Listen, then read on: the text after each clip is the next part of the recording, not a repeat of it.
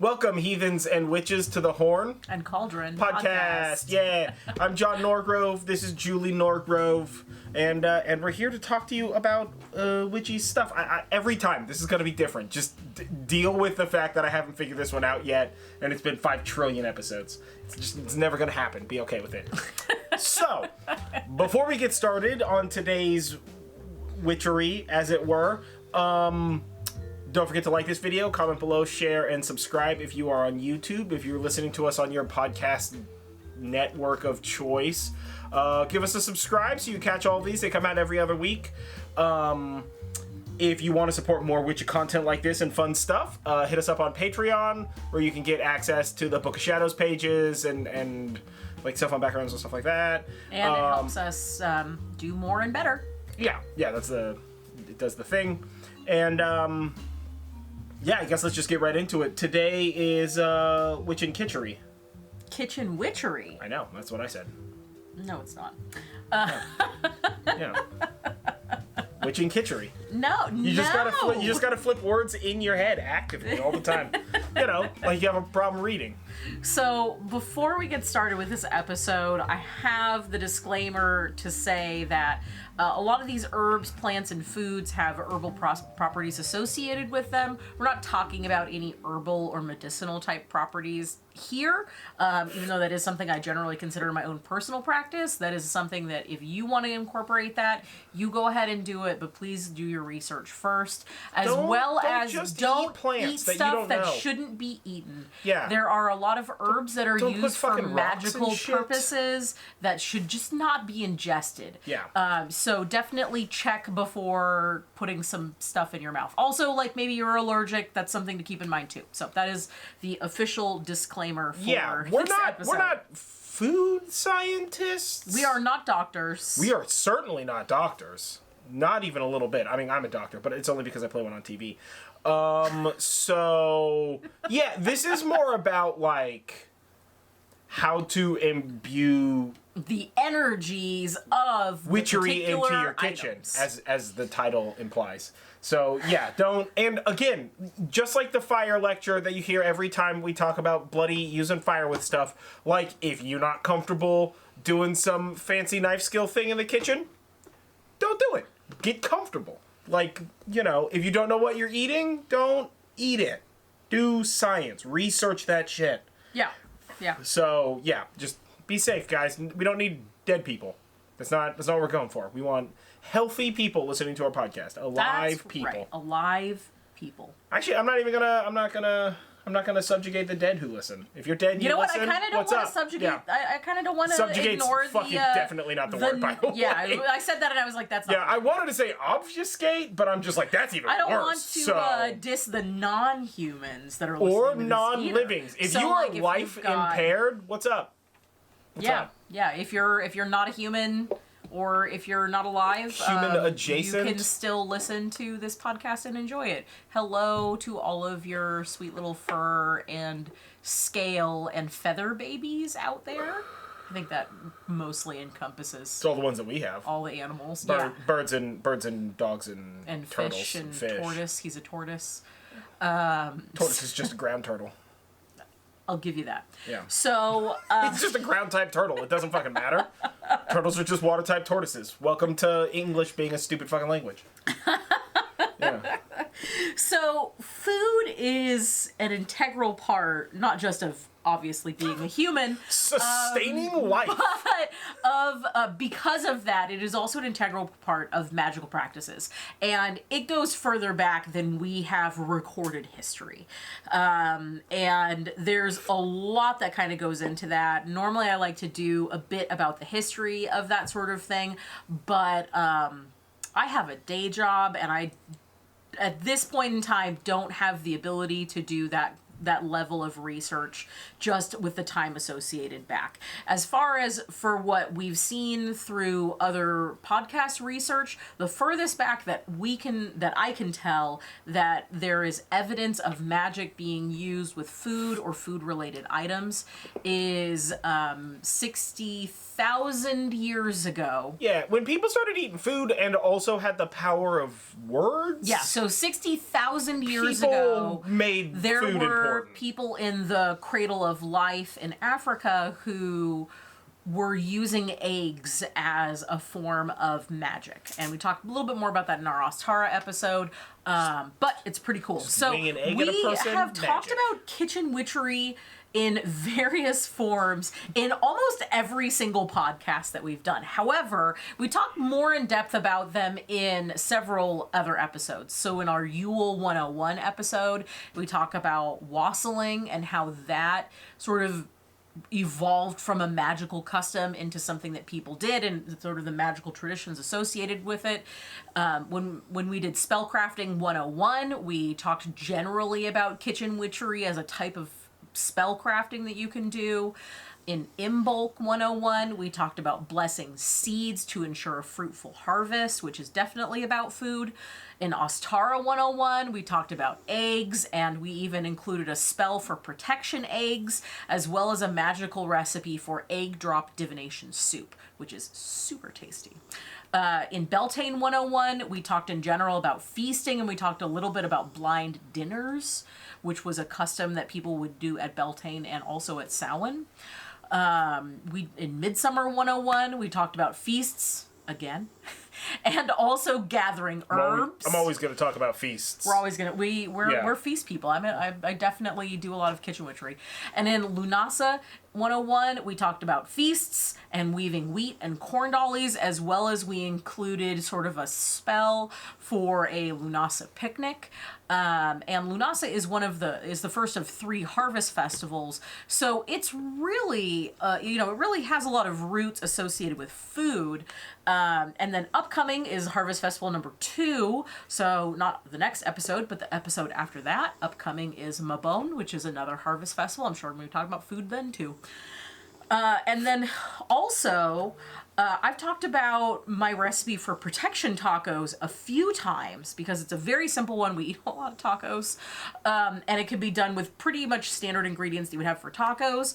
But what episode did I talk about that in? You tell me in the comments, or if you're listening to this on a podcast network, you can find our social media profiles, which will connect you to us. You can just DM us or comment on one of our posts, or you can go to YouTube and comment on one of our videos and tell us what podcast episode did I talk about protection tacos in. And if you do, we will send you some Horn and Cauldron Swag. Yeah, swag. It's with SH. It's not. It's either way. I prefer. It's either way. I prefer the W because I'm a winner. Swag also has a W. What I prefer the hard W. Yeah, I'm gonna stick with that. In fact, it's the same amount of W. How are you saying these words? It's swag, which is not how you say that word. That's wrong. You're wrong. It's That's okay. not true. It's okay. Technically, you can say it either way, and I know because we have S-wag. looked it up S-wag. in the past. It's swag. We definitely looked it How up. do you say swag? Is it swag or the other way? The wrong way. Your way is the wrong way. So believing that food has magical properties is not just something that is for people who dabble in witchcraft or people of old, but is really also just as commonplace today as it was, for people who are non-practitioners of magic, as it is for people who are practitioners of magic. Well, yeah, it's a function of the manner in which one sort of defines something like believing in the magical properties of, right? Because, don't you have comfort food? Isn't that just food that makes you feel better than other food for whatever reason? Would that not be functionally a similar thing, right? Yeah. So it's that sort of... By saying I always feel better when I have mac and cheese or something like that, whatever your comfort food is, and then you have mac and cheese when you don't feel good, and then you feel better regardless of whether that's a sick or a more of a mental emotional state, you will definitely feel better. So that's kind of the beauty of it. Some other examples are blowing out birthday candles. There's like a million memes about that one. And also chicken noodle soup when you're sick. Again, aside from the herbal medicinal properties of things, that's definitely an intention thing, especially if you had like a family member making you chicken noodle soup because you're sick and because they want you to feel better and they want to nourish you, that's definitely setting an intention and creating at least a little bit of magic there, as well as even in more cinematic things, using garlic or salt to ward off evil spirits. That's also kind of a form of kitchen magic. So there's a lot of magical properties of food that you can tap into. In fact, in my research and in my lived experience, pretty much any food that you can think of has magical properties associated with it of some sort. So it's really fun to sort of figure out where you're kind of going with that. And in addition to everyday stuff, even festivals, whether they're witchy or not, have foods that you eat in celebration of it. So with Lunasa, the podcast that we recently did, that was talking a lot about bread and grains and the harvest and having that stuff. But for non-witchy things, when you have a birthday or a wedding or another celebration, you have cake.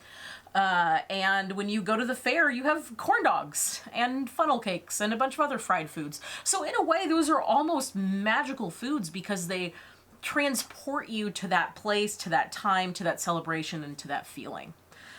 So it's definitely a lot of sort of power that you can use to that. Yeah. Yeah. Yeah, totally. Gingerbread. Example. Yeah. Reminds you when Christmas. You say something smells like Christmas. You can eat gingerbread cookies whenever you want. Gingerbread cookies, though, Christmas time cookies. Yeah, or, pumpkin spice reminds you of fall. Yeah, I mean, pumpkin spice reminds me of whatever the emotion of blind rage is, but that's fine. Pumpkin spice is a fucking awful flavor. It is not an awful flavor. It's a fucking awful flavor. Starbucks has made it an awful flavor. I cannot handle it. Well, not just the Starbucks. I mean, Starbucks is the worst of them because it's sweet. I don't do sweets, so it's gross to me.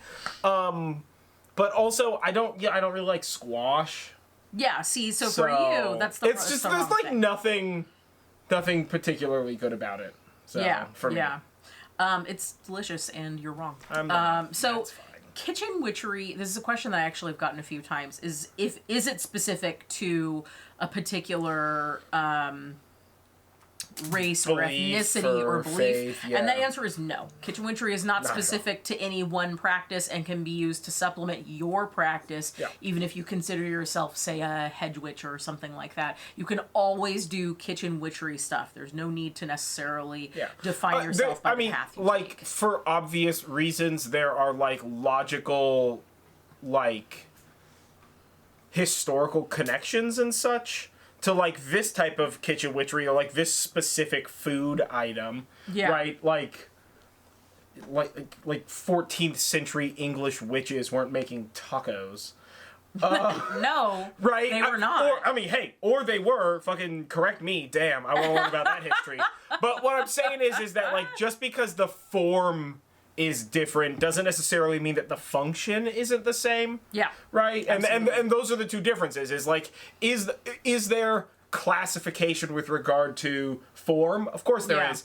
Because again, right, a taco has a place of origin. Yeah. A burger or like a haggis, right? These things have cultural connection and history, but it doesn't mean that you making haggis in a way that's different than the cultural function or the cultural form doesn't necessarily not have the same function with regard to kitchen witchery, if that incredibly fucking roundabout statement made any sense to anybody other than me. And you know what? It resolves all of the ways out of that. Yeah. It's a circle. It's never ending.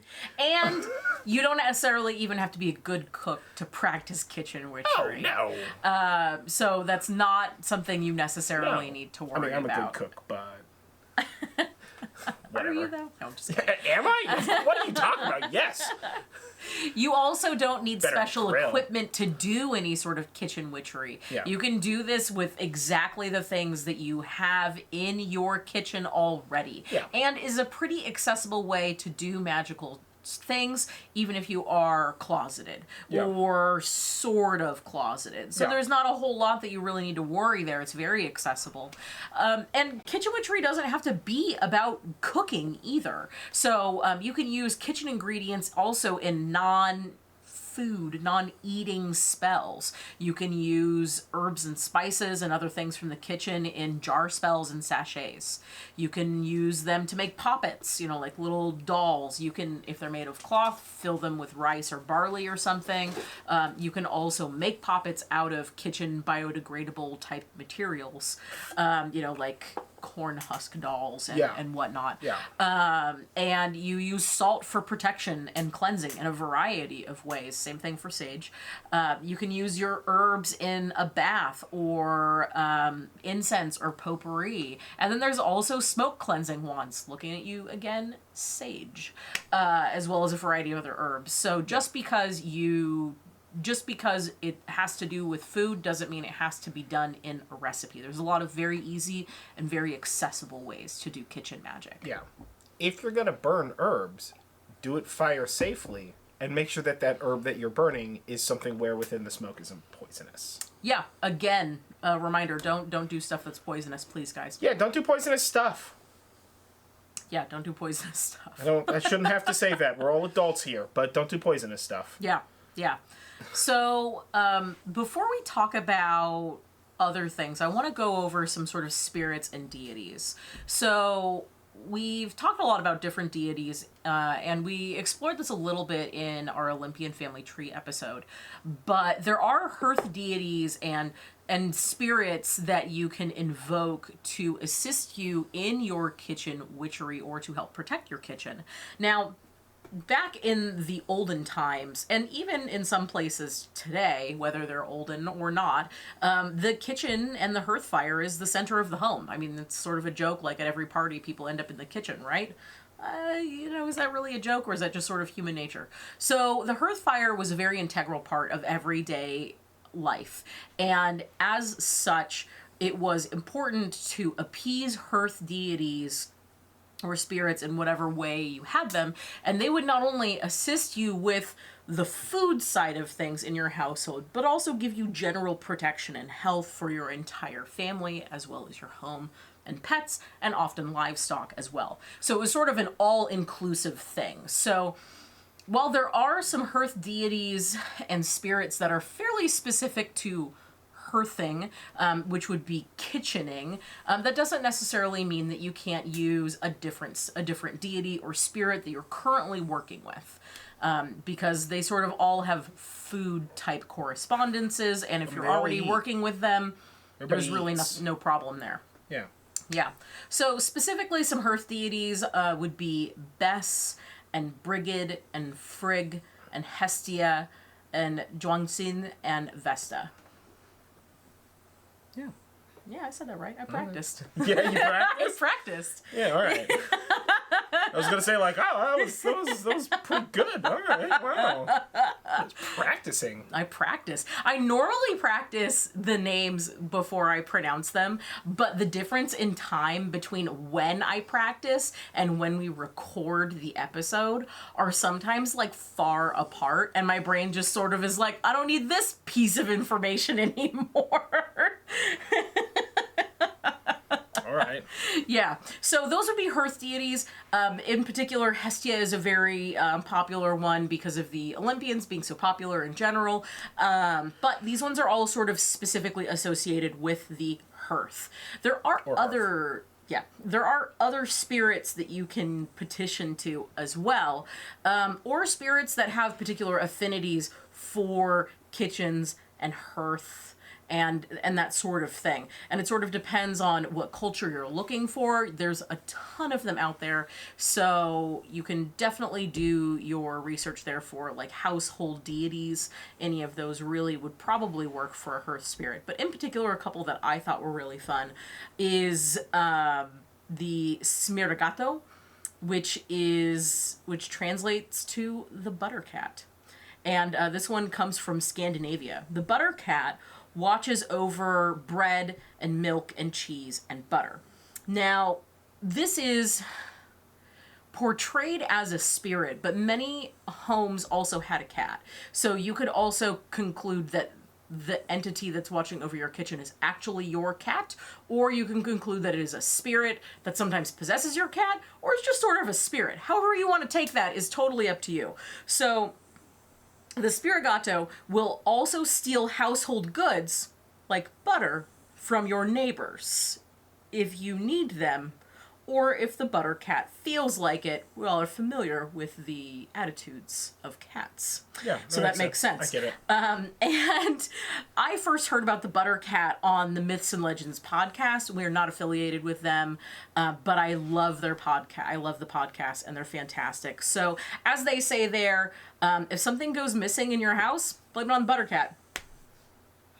Yeah. There are also yokai, which are spirits in Japanese folklore, such as the oh man, I just talked about how I practiced. And now Tsukumogami. I just talked about how I practiced, and Murphy's Law was like, did you though? Yeah. So Boom. So these spirits are inanimate objects that become sentient spirits on their 100th birthday, and that also have the ability to shapeshift into humans. These are sometimes malefic, and they're sometimes benefic. Benefic? Yeah, I'm gonna go with that. You mean beneficial? Yeah, beneficial.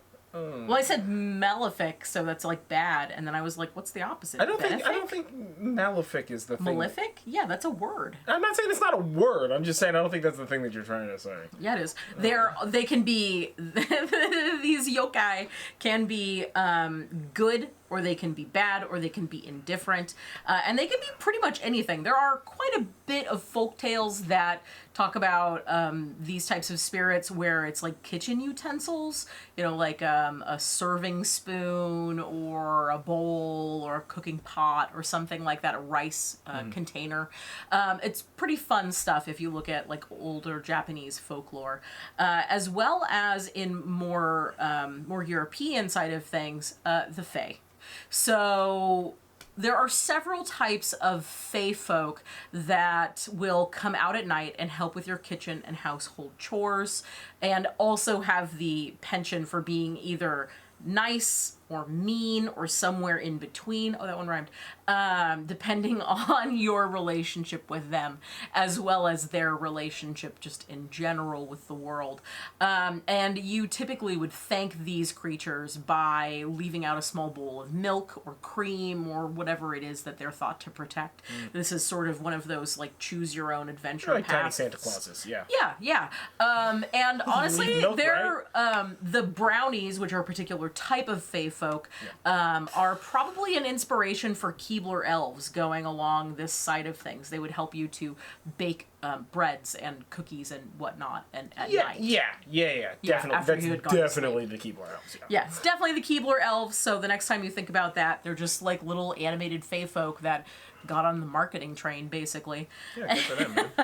Yeah. Make money, bro. Yeah, and because of the proximity to the hearth fire and the nature of how that is in your home, ancestors have historically also been venerated and honored in the kitchen.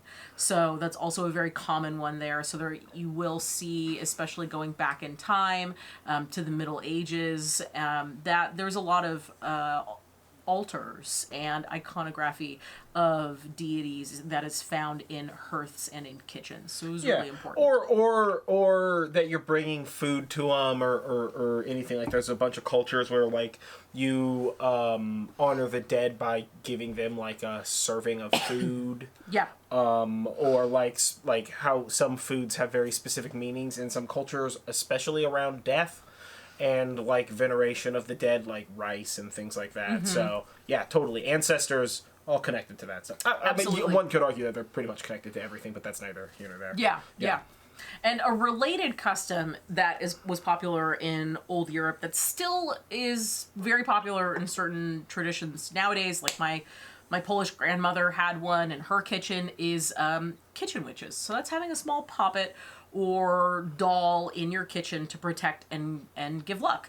They're commonly made from scraps of cloth or corn husks or wheat stalks, basically household bits and bobs that you couldn't do anything else with, or food-related stuff that isn't edible, like corn husks and wheat stalks. Yeah. And you can make one or you can buy your own. It's really kind of a choose your own adventure game there, but it is very popular to have a little witch. They're sometimes riding a broom. They sometimes have a witchy hat. Sometimes it's just a doll that just sits in the kitchen, and it sort of makes sure that your soups don't burn and pots don't boil over and food doesn't spoil. So there's a lot of different ways that you can kind of go with that sort of kitchen witchery thing. And when I was researching this, I was like, oh my God, we don't have a kitchen witch. We have like 4 skeletons in the kitchen. What are you talking about? Not like human skeletons. Let me clarify that. I'm just talking about like little figurines from the like for Halloween time, because we have Halloween decorations up all year round. Yeah. We have like a bunch of little figurines in the kitchen. We do, but not a specific kitchen witch. I mean, would not all faces in the kitchen be faces that watch? I'm just saying, like, maybe... Or whatever the not nightmarish way to say that was. Horrifying. Jesus fucking Christ. Faces that watch. Whatever, man. God. We got a lot of faces in this house. That's all I'm saying. A lot of faces, fucking faces. a lot of skulls. Yeah. Yeah, a lot of faces. All right, we're back. We're back. All right, what's next? Well, now that we've taken a tour of all of the faces in the kitchen... Yeah, there was a bunch, by the way. She was like, there's not that many faces. Surprise. There's like a shitload of faces in there. Yeah. Chalk one up to Nightmare House, huh?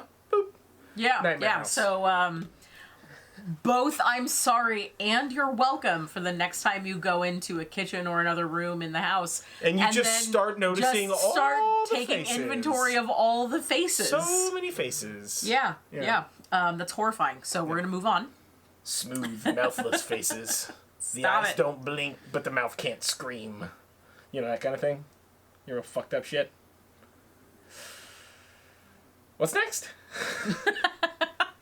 Methods. We're going to talk about kitchen witchery methods. Methamphetamines? No, okay. not even once. Not even once methamphetamines, Not guys. even once. Yeah. So there's a lot of different sort of methods or avenues that you can do kitchen witchery with, and we're just going to cover a few of them. So intention is probably the number one. And although certain magical ingredients or certain ingredients have magical properties, it's not necessary to use them necessarily to work kitchen magic, because regardless of ingredients, your intention is key. The ingredients just sort of add that additional boost, as it were, to it. And also, you can adapt your favorite recipes or practices to include magic or create your own. Much like we talked about with the chicken noodle soup side of things, if you've got that intention behind making something, then that definitely goes a long way to imbuing it with whatever it is that you want that intention to be. And if you choose to add the magical properties of items that you're using within the recipe or whatever it is that you're making, then that just gives it all the more boost. And if you look up the intentions or the magical properties for things, and they sort of don't really jive with your intentions, that doesn't necessarily mean that your spell's gonna fail or whatever. It just sort of means that that thing has its own meaning that is unrelated to what's happening. Yeah. So that's not necessarily a bad thing. So if you wanted to do a spell with a specific type of food, you don't have to try and get only foods that support that spell. Yeah. If you want to, you can. There's no problem with that. As an example, right? You can use mint as just a flavor, or mint, it's green for like the powers of the color green. Yep. Or like mint for like money and like that kind of shit, right? Or you can use mint because of the herbal properties of mint. Yeah. Or you can use mint because you just like the flavor of mint. Yeah, just for flavor. Yeah. Or to like flex on people. Like mint. Yeah. Like that mint julep video. Yeah, we learned that mint juleps are just mint and bourbon. I assumed that there was at least another more type of liquid in it. I forget what we were watching on YouTube the other day, and this person's like, "Oh, we're gonna make mint juleps," and they just like put some leaves in a glass and like smushed them around, comment and then just like filled it up with bourbon, and they're like mint julep, and I'm like, I've had a mint julep, and I don't think that's how that's made. Come to find out, that is, and I was just not paying attention. Yeah, that was internet comment etiquette. Yeah. Their newest episode about drinking. Funny show. So you can also when you're looking at doing kitchen witchery, it's not just herbs and spices. You can use other things too, and also sort of the category of stuff gives you additional bits and bobs there. Like I said earlier, pretty much anything that you can use in the kitchen has magical properties to it. So some of the things that are more generalized are like grains. They typically symbolize abundance and fertility. And sweeteners such as sugar or honey or anything that's sweet like candy helps to go for fondness or love and attraction. Salt, cleansing and purification and warding off evil. And you can even use something like potatoes or apples or squash, depending on the size of them, to carve into a likeness or into a tiny little avatar for spells, whether you're doing people magic and you're carving it into a little person shape, or whether you're carving it into a symbol. Perhaps you're carving it into a symbol and making that into a stamp, because we all did potato stamps at a certain age in school. At least I did. And those are all things that you can use that don't necessarily link to the magical properties of a sweet potato versus a regular potato, like a russet potato or a red potato, but is sort of a generalized piece of the puzzle there. Yeah, well, I mean, it's like I probably follow like 3 people on Instagram who make just like pretty pies, right? Just like fancy decorated pies. Like you could just, if you're making an apple pie and you want to like carve some symbols in it, like rock and roll. Yeah. You know, it doesn't mean that the apples have to be like, you know, whatever, involved in the spell, but you can just like carve it in, like decorate, you know, like make your food look good. Yeah. And as far as symbols go, that's actually a perfect Collect segue. all the A's in the alphabet so soup, you can screaming soup. So you can not only draw symbols or carve them into your ingredients for like the finished product, but you can also do that for dry ingredients. Like if you want to make bread or a cake or something, you've got your flour in the mixing bowl, you can draw a symbol or a rune or a sigil into the flour into before like you start pile. mixing it into the pile of flour. Yeah. Or you can pour that, you know, you can pour poppy seeds, for instance, onto the top of a pie in a specific design. Poppy seeds on top of a pie? It was the first thing that came to mind. Okay. I mean, really, I guess it You should could have been arrange the bread. chocolate chips in the pancakes to be a symbol. You can. Yeah. I guess that's what we're doing for pancakes on Sunday now that we've said that out loud. Yep. Well, yeah. So. But you can also draw symbols or sigils or runes in the air above these things, too. There's really no reason that you can't use hand gestures in addition. Yeah. And Sweet kitchen witchery jutsu. yeah. And you can also stir things clockwise to attract or counterclockwise to banish. This is particularly fun when it comes to tea and soups. Yeah. If you're using like a KitchenAid or a mixer, it only mixes in one direction. Don't overcomplicate things.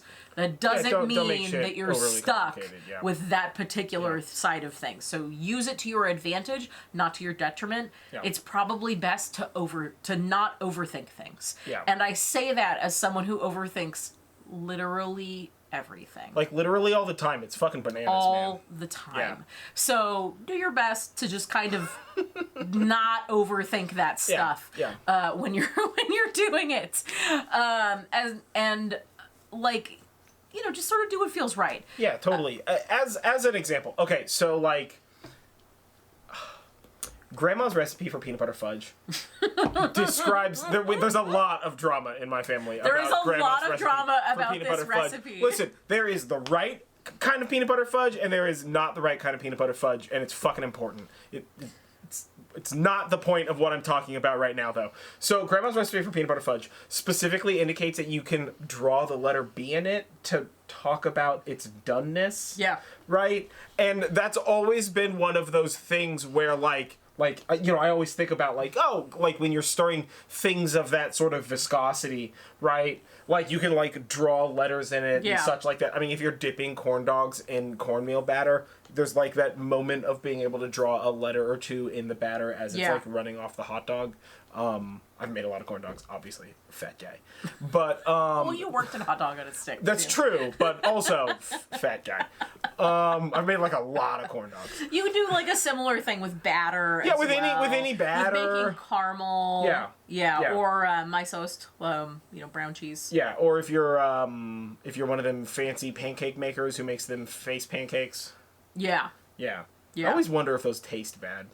Because the colors are so vibrant, in my mind, they just taste like that, like, overly colored icing at the Safeway's cake. You know, where you're just like, red icing's gonna be good. Sort of, and then you eat like it, and you're velvet. like, this tastes like poison. Never mind. Yeah. That frosting was for eyes, not for mouths. Yeah. Like when I made those cookies. Yeah, that were just like the flavor of red food coloring and elderberry. It was very strange. It was much. Yeah. It was much. But it worked, and they were pretty, and they were actually pretty delicious too. They weren't too bad. Yeah, so as far as recipes go, you can use your own recipes that you're already tried and true, that you love, and you can just research the magical properties of the ingredients and use them as you will. So if you have a very specific recipe, like Grandma's peanut butter fudge, you can enchant the items inside of that recipe to do your work for you. Or like making protection tacos with intention. And again, don't forget, comment, tell us what episode. Send you some swag. Seriously. But I also do that with festival bread, and you can also do that with making food or like herb blends or tea blends, seasonings and stuff like that. You can use all of those things with existing recipes that you already use that are tried and true. Yeah. There's really no difference there. Yeah. Think of it as like elevating the cooking process. Yeah. Right? Like you already got to make whatever the fuck it is that you're making. So like if you're feeling Randy, if you're feeling down to like take it up a notch, Emerald Lagasse style, then you just pow, a little bit of magic. Yeah, and if you want to research magical recipes, there's unfortunately not a whole lot out there as far as that goes. Most of them are standard recipes that include different variations of things for specific magical purposes. Yeah. But by all means, if you want to look up recipes for that, go for it. There's really nothing that's going to stop you. Tell us what your there. favorite one is. Yeah. Yeah. Or you can create or just use in general special recipes for specific purposes. Mm-hmm. Like we talked about, food for when you're sick, like chicken noodle soup, or your comfort food that makes you feel better, or every time we have a Sabbath and we invite a bunch of people over, or it's a holiday, I make festival bread. Yeah. There's a lot that goes into that sort of special preparation. Yeah, if you have traditions about this, those traditions obviously have value, but if you don't have traditions, or the tradition is like a thing that you can't eat or no longer exists, or something to that extent, or simply you don't have access to, or like, the tradition is like ambrosia and that shit's gross, or something like that, whatever. Yeah. Bloody mayonnaise salad or something, and you're just like, I don't want to eat that. I'm gonna need plaque. All up in the heart area. Like, you can, like, traditions get created all the time, right? That's like the great lie about traditions, is that they're always ancient. Some of them are way more modern than we think. Yeah. Right? As well as they evolve and change over time. I mean, like, the example is that she makes festival bread. I have no fucking part of this, by the way. Yeah, that's not my thing. Yeah. I'm like a meat fire kind of guy, so I don't bake. I can't follow instructions with that level of clarity. And no, it's which is really, absurd, because I do a bunch of shit that bases on instructions. I just can't follow bake. Instructions. It's just that you choose not to. That's fair. That's fair. It just infuriates me, and when I cook, I'm just like, what does this taste like? Let's add this shit in it. Now what does it taste like? It's fucking good. Or, it's good, but nobody else is going to eat this because I made it way too spicy. Which is You complain about people using recipes in the same way that one guy from that episode of Nailed It is just like, I need to bake this cake, but I refuse to use recipes, so I'm just going to guess. I mean, I don't know about that. Hang on. Shh. I can hear people that are bakers screaming. I mean, that's fine. Our three listeners, one of them is, at least one of them is a baker. They're screaming. It's fine. I can hear them screaming internally. It's fine. Right I don't do recipes. I just kind of wing shit in the kitchen. Yeah. Now back to recipes.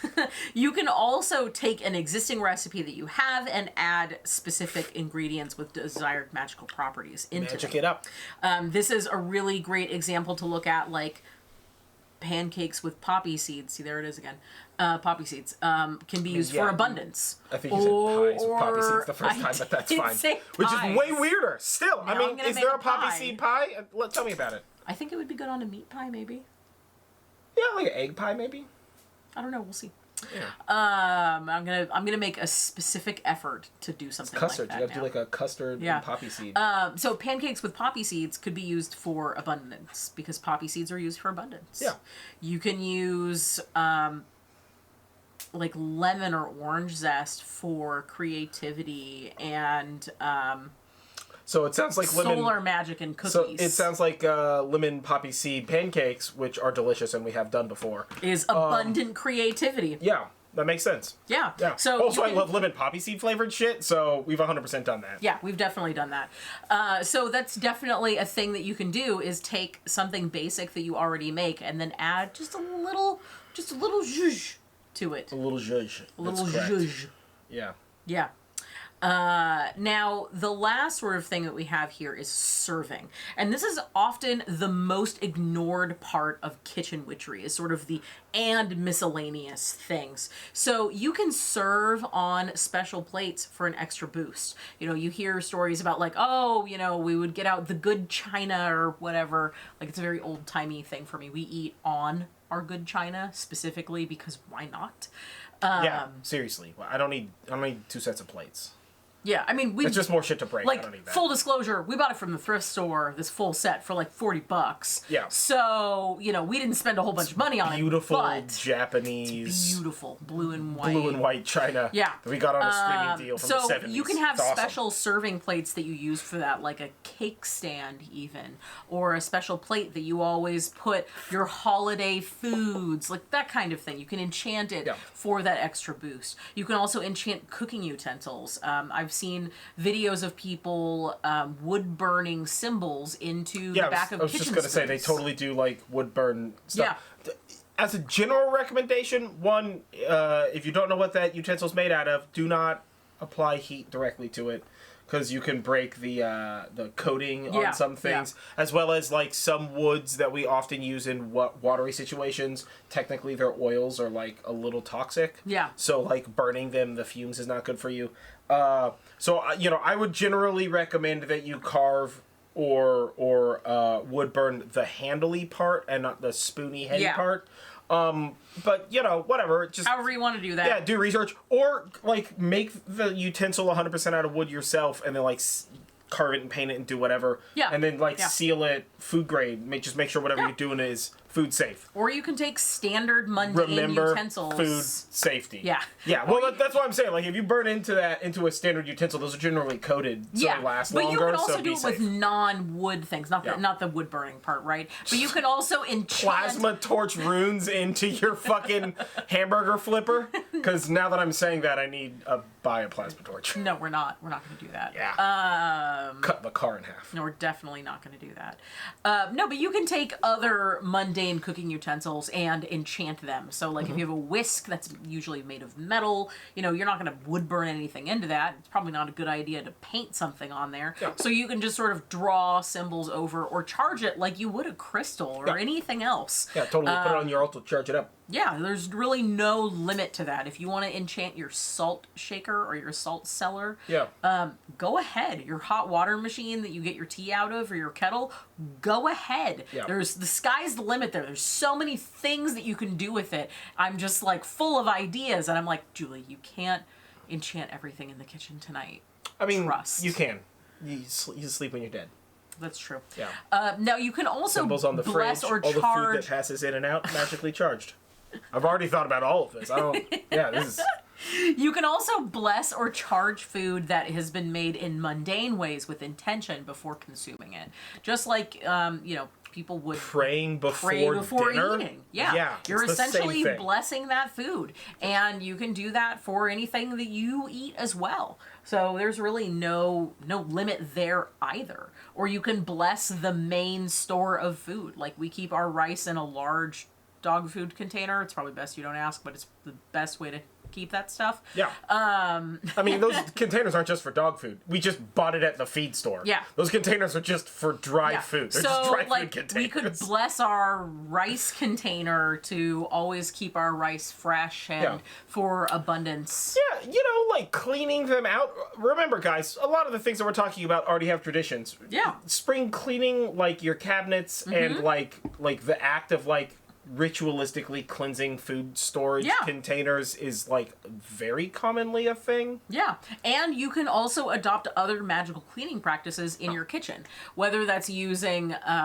specific ingredients. Also, don't add herbs and stuff to random like cleaners. Like if you've got dish soap, don't add herbs to that. And if you've got like bleach as wipes, well as it might don't add extra herbs to that. If you're using natural things, like if you're making your own vinegar cleaner or something like that, that's probably fine enough. But there are certain things that you can add to other things that create undesirable chemical reactions. So please do your research before you add stuff to other things. Poison yourself.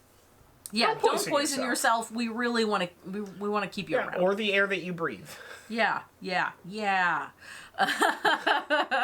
We live in California. We've currently had like bad air quality for the better part of a week. So every day, a couple of times a day, I'm like checking purple air. I'm like, this house is so hot and it's so humid because there's at least like me, because sometimes you're physically elsewhere at work. It's at least me and 3 dogs and 2 indoor pigeons and a tortoise and all of our plants. It's so warm and it's so humid, and I'm like, please, is the air quality good enough for me to open the windows? It's not. Sometimes it is, and sometimes it isn't. So you can also adopt magical cleaning practices, whether you are using just solely intention and sigils there, or whether you are using ingredients. Just please do your research on these types of things before you start combining stuff. Yeah, 100%. And that is by no means an all-inclusive list of methods, as well as with the spirits and deities. It is not an all-inclusive list, but this is a great basic to kind of get your imagination going and get you started. The sky's the limit, man. And if you're unsure if the thing that you want to do is a thing that people do, either one, like rock and roll, do it, or 2, just look it up. The internet has access to everything, and honestly, like, if you're real, like, I kind of want to do this thing, but, like, maybe this thing's stupid, I don't really know. Like, honestly, you could probably just DM us and be like, hey, does this sound stupid? And we're just going to be like, maybe, or no. Or yes. And I would love to hear some of the kitchen witchery ideas that you have. What's your kitchen witchery stuff? I mean, like theoretically painting runes on the door, like the edge part of the door for the fridge, is a pretty rad idea.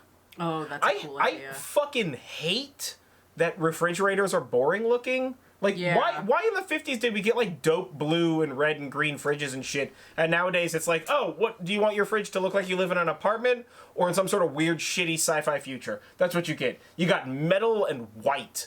They're awful. That's why I'm always just, like, stick shit on the fridge. I'm one of them fucking fridge magnet assholes.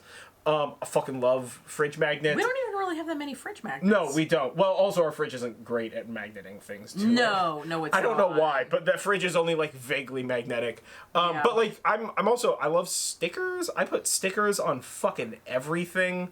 Like literally my laptop is covered in stickers, my water bottle, my cell phone, the printer, my computer, like everything's covered in stickers. I love stickers. Plus, like, we're adults. Why can't we just, like, do whatever we want? So, like, yeah, definitely, like, I would think if you wanted to, like, sticker some shit up, not in hot places, that would be a pretty dope idea. Ooh, like, now you got me wanting to, like, paint the fridge, like... Yeah, we can 100% do that. Not just specifically a color, but, like, paint it... Like, decorate. Like with decorative. A painting. Yeah, why not? We have a purple fucking front door. We can do whatever we want. Secret time about being an adult, guys. Total aside from this episode. As an adult, assuming you're not harming other people or breaking the law, you can just do whatever you want. Do you want to stay up late? Fucking stay up late. Who's sending you to bed? You're an adult. You want to have ice cream for dinner? We have ice cream for dinner. Often. Yeah. Right? Like, you want to have a funny colored door? Again, assuming you're allowed to paint your door. I know. You want to dip cookies in your wine? Yeah. Go for it. Beer floats. Guys, get you, like, a nice chocolate or, like, a nice coffee or, like, a nice French vanilla bean ice cream. Get, like, a good stout or porter. Yeah. Float. Honestly, strawberry ice cream and an IPA. Fucking pretty good, dude. Surprisingly good. Pretty good. Yeah. Also, lemon. I know that lemon is usually in, like, a sherbet, but it definitely works with an IPA. You put a fucking sherbet in an IPA. Yeah, just make sure you top that up up with a little bit of whipped cream. Add some sweetness and attraction to your life. Yeah, I mean, ice cream is sweet enough, but sure. Add more. Yeah. Add more. Always add whipped cream. That's fair. I'm not going to argue with that. That's fair. Yeah. But, yeah. All right. What's next? What's up? So, normally, this last segment, we do correspondences and we do some spells, but there's so much to do with kitchen witchery that I'm just going to go over some super common kitchen ingredients that are not salt. We already talked about salt. Yeah. That you can use for some magical workings. And I've sort of picked some things that seem to be in most people's kitchens, and I think that you'll find that there's a lot to work with here. Yeah. So our first herb is basil. Basil, in addition to being delicious on fresh tomatoes and mozzarella with just like a little bit of balsamic and some olive oil, it guards against the evil eye. And it is just the basil just the basil. It guards against the evil eye, and it can be used for love and protection or success or wealth spells. Mm-hmm. Next up is chamomile. And yes, you can use tea bags for this, even if there are other ingredients in addition to chamomile. You don't necessarily have to go buy loose chamomile. Chamomile is used to break hexes. It's also used for healing, love, luck, especially gambling luck. Prosperity. It's good for reducing stress and repelling the evil eye, as well as for restful sleep, and you can add it to pretty much any spell to increase its chance of success. Next, we have cilantro or coriander, depending on where you are and how you like to say that word. And the properties for this are the same for the green part of the herb as it is for the round, seedy part of the herb. And cilantro, as I call it, is used for health and longevity and love and lust and peace and protection. That's why it's used in the protection tacos. Yeah, well, I mean, yeah, we call it both. We do. Because we call the seed coriander, and we call the leaves that you cut up cilantro. Yeah, but in some places, no, I'm not saying that in some places this isn't the difference. I'm just saying, like, so in California, fucking here at least, who knows what fucking regular people do at this point in time.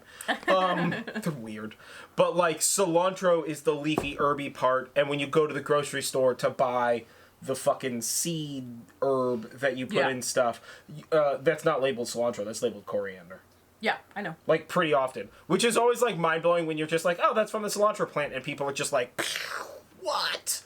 Yeah, the first time I found that out, I was just like, mind blown. Yeah, man. Yeah. And then I had never connected that they were similar flavors either until that moment, so that was a long time ago, but that was an interesting moment for me.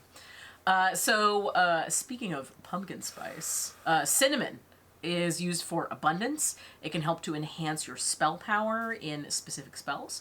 It is also used for healing and love and luck and passion, protection, to help increase psychic powers or spirituality in general, as well as success. Next is probably the most common herb that we use. Well, I guess it's not really an herb. Well, maybe it is an herb. Garlic. I mean, is garlic considered an herb? Well, you're using the leaf part? No. No. Garlic... Huh. I think garlic is a, tuber? Is garlic a tuber? Yeah, but if it's dried, wouldn't you consider that part of herbs and spices? Well, technically it would be a spice then, don't you think? Yeah. So, garlic is next, regardless of what you classify it as. Because really, it's three things. They just don't say the third thing, because it's herbs and spices and rocks. Because salt isn't an herb or a spice, it's just a fucking rock that we eat. But when we smush it up real small, that shit's delish. Yes, Right. yes. So garlic is used for banishing, and it guards against the evil eye. It's also used for healing, protection. It prevents diseases, and it is also used for purification and enhancing willpower. Yeah. So In addition to just obviously being it delicious. fights vampires based on everything that was just said. Yeah, yeah. Right? I mean, you see that connection. Oh, even absolutely. Even though, if I remember correctly, there's like no historical evidence of the whole garlic v vampire thing. As far as I'm aware, that's correct. Yeah, I want to Yeah. say that like that wasn't part of the thing initially, but I don't fucking know. All right, up next is Ginger. ginger. Yeah. So ginger is used for adventure and confidence, creativity. It increases the strength of your spells. It's also used for fertility, love, prosperity, and success. Yeah, and it's that's good stuff, man. We have ginger in like every possible form in this house. In fact, I just got a thing of ginger to make pickled ginger because I have absolutely fallen in love with pickled ginger rolls from the sushi place that we go to, Suga rolls, and it's just like pickled ginger, and then it's rolled in the wrap, the seaweed wrap, and then it's rolled in the rice and sprinkled on top with sesame seeds, and I am obsessed with it, but we're not made of money, so we can't eat at the sushi place all the time, and I clearly need a fix of that growing myself. ginger, aren't we? Isn't that what We that big plant is are. outside? Yeah, I gotta pull that up. We probably have like a buttload of ginger in that thing. I hope we do. Yeah, Yeah. because I'm gonna make my own pickled ginger, and then I'm gonna make my own ginger rolls, and it's gonna be amazing. I ordered some like sushi Ginger's good. I rolling mats. like ginger. Yeah. Yeah.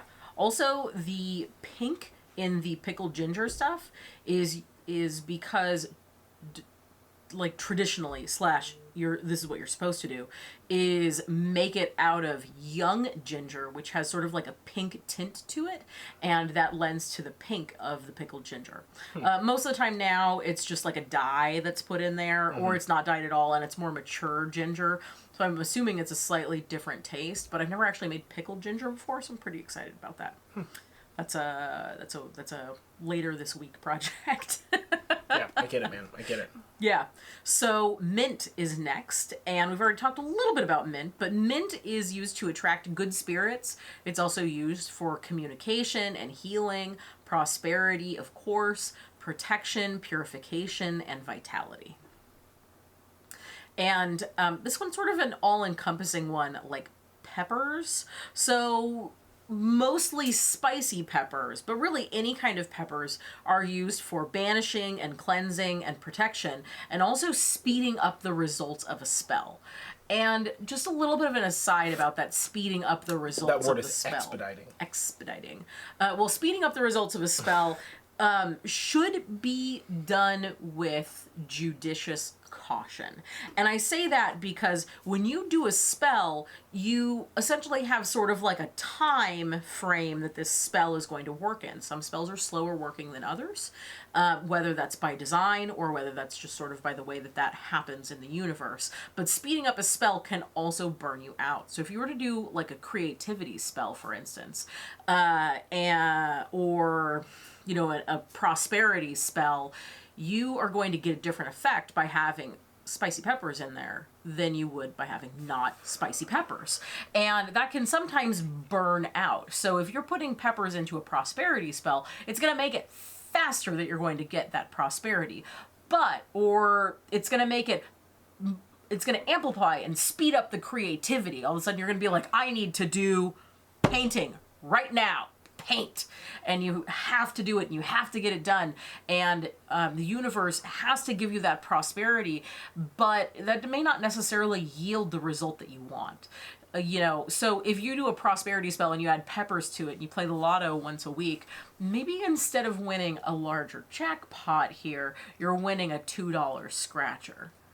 That's not to say that adding it to a spell is bad. You just want to make sure that when you're doing it, you're not burning yourself out, or you're not getting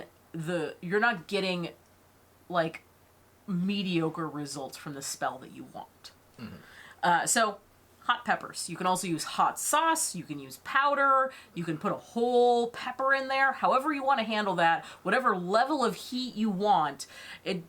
I imagine that most people would assume that a spicier pepper would mean faster results than a less spicy pepper. And honestly, that's just sort of up to you and how you have your intentions set with that. So that's really all your choice. We eat spicy food on everything, so we've got. Yeah, I just put peppers on everything. I don't we give just a put shit. peppers on everything. Yeah. Not spicy food is fucking boring. So for us, when we do kitchen witchery, we don't generally use the peppers as a quote-unquote magical element of whatever it is that we're cooking, because I put spicy stuff in literally everything, like even chocolate chip cookies. I put chipotle in those, and they are delicious. So it's, that kind of goes back to that thing that we were saying earlier, like your results may vary, and also you can choose sort of what you want to pay attention to and what you don't. Yeah.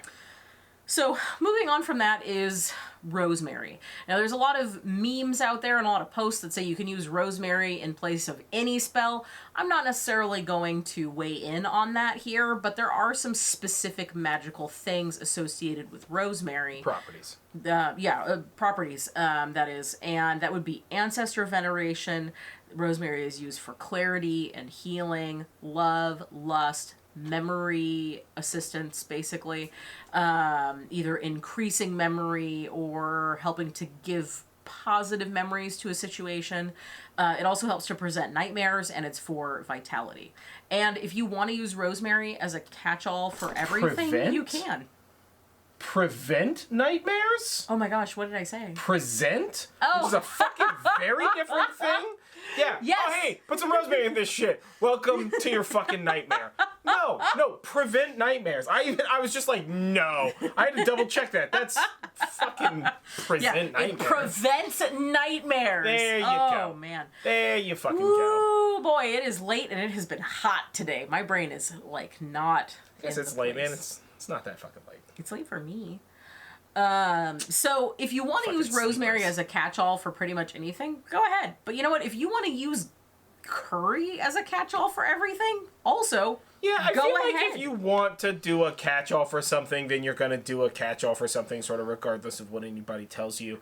I mean, like, things have specific properties, and if you, like, are just trying to get something out, like, if you're trying to make some food and you want to get a thing out of it and none of your ingredients really line up, then instead of focusing on the ingredients as being part of the thing, focus on the process of cooking to do the part of the thing. Or the process that of, like, functionally praying before or whatever, casting before or whatever. So it's not like every step needs to be, like, some big damn what to do. Yeah. Again, don't overthink it as much as you can. Relax. Yeah.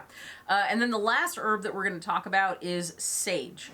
So this is very popular for smoke cleansing, but you can also use sage in other ways, and you would use sage for clarity. It helps to guard against the evil eye. You can use it for good health, longevity, increasing your mental abilities, overcoming grief. You can use it for purification, of course, as well as for wisdom and for granting wishes. Yeah. Yeah, so that is just a basic list of ingredients that most people will have at least a couple of these in their kitchen. So there's obviously a ton more of things that you can use for magical properties, and you can just kind of look them up or shoot us a DM or a comment, and I'll do my best to help you understand what magical properties a specific herb has, or if you're looking for some things that are common for a very specific magical purpose, then you can shoot me a message for that too. I'd love to help you out with that. Yeah. So that is all about kitchen witchery. Yeah, that was Kitchen Witchery. So if you're watching us on YouTube, don't forget to give us a like, comment, share, subscribe, do all that kind of stuff. If you're listening to us on your podcast network of choice, please subscribe to us so that way you can catch all the new episodes as they come out. If you would like to support more witchy creative content like this, then you can hit us up on Patreon. We have a Horn and Cauldron podcast specific tier where within you get access to the Book of Shadows pages, which I do one of these for everyone that we're behind. Yeah, sorry guys. It's a lot of We're work. behind, we know, we're But that's working fine. on it. I'm working on it. Real life has not been kind to us recently. Yeah. Well, it's just we're busy. It happens. Yeah. So you get the Book of Shadows pages for all of these, as well as access to an exclusive Discord. and phone we can just- backgrounds that match the Book of Shadow pages. Yeah. We do the phone backgrounds and stuff like that. So what episode are we doing next time? What's next time? Next episode is going to be on rune casting. Yeah, that's mostly gonna be me talking. I feel like, yeah. I don't know. We're gonna find out. We're gonna see. We're gonna see. Because most of the time, for our like 3 listeners that have listened to all of our episodes, I'm the one who does all the research, and I don't tell him pretty much anything about this stuff. I just do this off the cuff.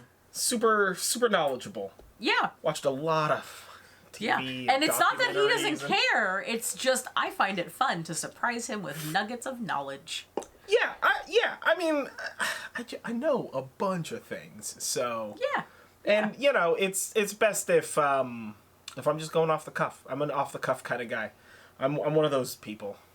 What are you gonna study for a test? Nah, I just show up and do it, man. I'm not gonna study for something. Along with you being a social butterfly. I'm not a social butterfly. Definitely Not are. a social butterfly. You definitely are. Yeah. And speaking of social butterfly, if you guys want to find more of our stuff, I do witchy videos on TikTok, which I then post to Instagram. But sometimes Instagram doesn't want to post those videos, so TikTok is a pretty good place to hit us up. As well as he has Instagram and TikTok as well, so you can find links to all of the stuff, including the Patreon and our social medias and our YouTube by going to nerdjive.com/links. Yeah, you just go to nerdjive.com. It's got all the stuff there. That's where the podcast resides. Photography when we go to events, when events existed. That's where I put all of like the event photography that we do. And we also have an Etsy shop. We have an Etsy shop. You can check that out. Our Etsy shop's Norgrove Enterprises. But again, everything's linked on the webpage. Yeah. I've been John Norgrove. This has been Julie Norgrove. This has been the Horn and Cauldron podcast. And bloody stay magical out there, folks. Yeah, and don't forget, breathe in self-confidence and breathe out self-doubt. Yeah.